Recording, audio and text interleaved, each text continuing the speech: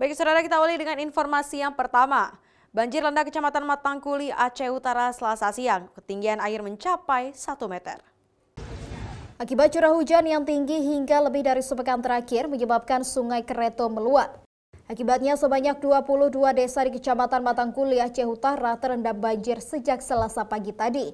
Hingga kini kondisi debit air terus bertambah, warga pun masih bertahan di rumah. Rata-rata ketinggian debit air antara 30 cm hingga 1 meter. Sementara informasi yang kita terima sekitar kurang lebih 19 desa di Kecamatan Matangkuli.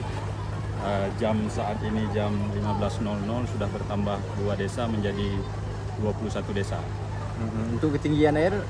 Untuk ketinggian air berkisar antara 30 cm sampai dengan 1 meter. Ada 7 desa yang terisolir, kebetulan memang desa-desa tersebut terletak langsung di bantaran sungai, sehingga akses terdekat dengan kecamatan putus, namun ada akses jalan lain tapi agak lebih jauh. Kondisi warga di sana untuk sementara memang mereka masih bertahan, sebagian ada yang mengungsi ke rumah keluarga yang tidak terdampak banjir dan sebagian ada yang mengungsi ke menasah yang memang letak menasahnya ini lebih tinggi. Banjir juga menyebabkan sejumlah desa terisolasi akibat terputusnya akses jalan menuju pusat kecamatan. Warga pun dihimbau agar terus waspada kondisi debit air semakin bertambah dan menghindari kawasan bantaran sungai. Sigri Maulana, Kompas TV, Aceh Utara.